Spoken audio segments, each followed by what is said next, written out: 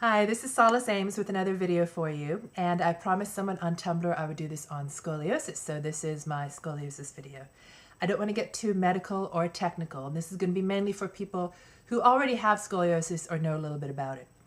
So, to start off with, I was diagnosed with scoliosis when I was about 9 years old, and they had a check in our school where we all went to the gymnasium.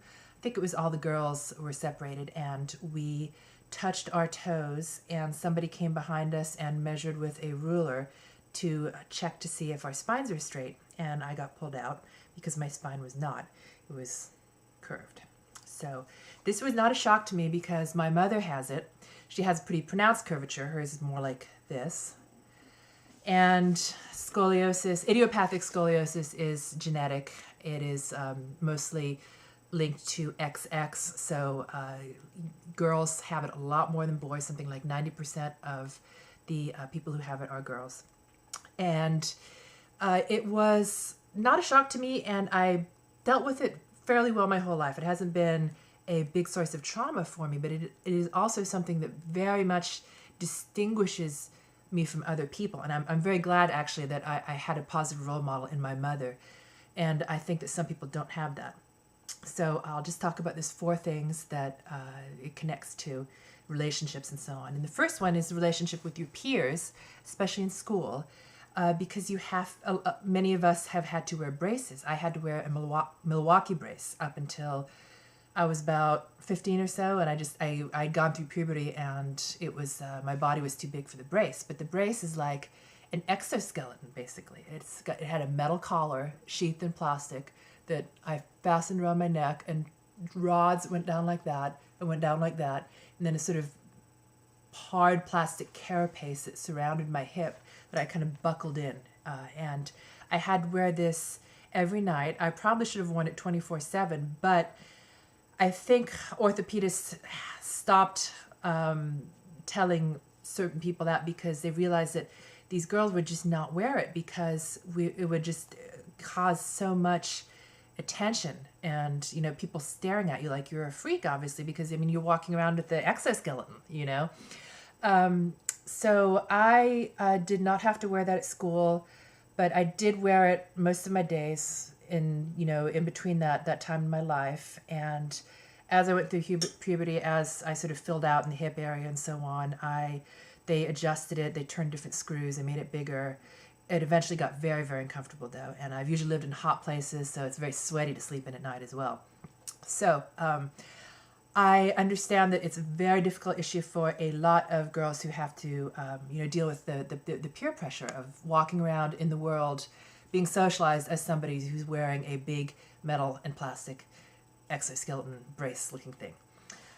So the second thing is, in fact, the relationship with that prosthetic device. Like, how do you feel about this thing that is so close to you, that is right next to your skin? And it's kind of an adversarial relationship because it sets you apart, it's uncomfortable, it's heavy, it's just awful to wear. But at the same time, you have this realization that it's helping you. It's supposed to, it can't straighten your spine, but it keeps your spine from getting worse. So it's like your ally in a way, and your constant companion. And I threw mine away after I was 15. I kind of said bye-bye to it, and I was ready to say goodbye to it, but it was very large in my imagination up until that time. And it would just kind of sit in the corner of my room sometimes, and we'd call it the Iron Maiden. So the third thing is the relationship to standards of beauty. And this is probably male beauty as well as female beauty, and it's very cross-cultural because symmetry is a standard of beauty almost everywhere you go.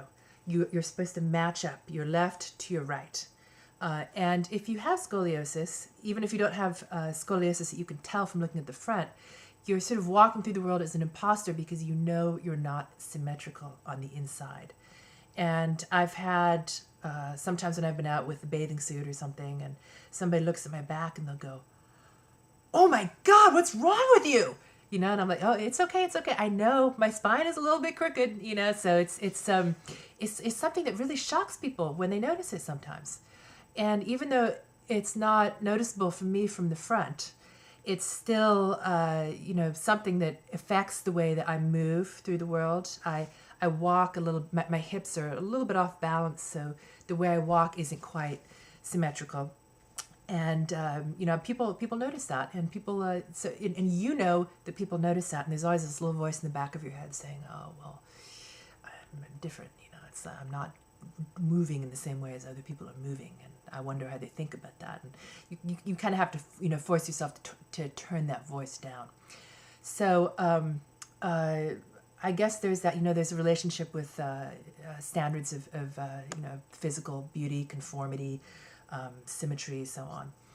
And the fourth thing is the relationship with disability, because although I'm not disabled, as someone with you know, certain degree of scoliosis, I have a feeling that I'm living in the next zip code over from being disabled. And in fact, about 3 years ago, I picked up something the wrong way, and the disc around the lowest bone of my spinal column, and this disc is described to me as a jelly donut by an orthopedist, by my doctor. Just burst, you know, it's like, just imagine a jelly donut and you know, you just squeeze it. So I was in really bad pain. I couldn't walk except with the cane. I was on tramadol and muscle relaxants, and I went to physical therapy, and I got steroid shots in my spine, and thank goodness I still had insurance. I don't have insurance now, but I had insurance through my job, so I could actually pay for some of this stuff. And so that really brought an awareness to me that, oh my goodness, you know, I'm so close to not being able to do a lot of things that people take for granted that they can do. I'm a lot better now. I'm not on any pain medication, and and so far I'm looking forward to getting back into an exercise program and flexibility and so on. But if my curvature gets much worse, then like my mom, I will have to go and have a procedure where they put metal rods in your spine. They kind of zip open the skin on your back, and they put, you know, metal rods in, and they, you know, back up again.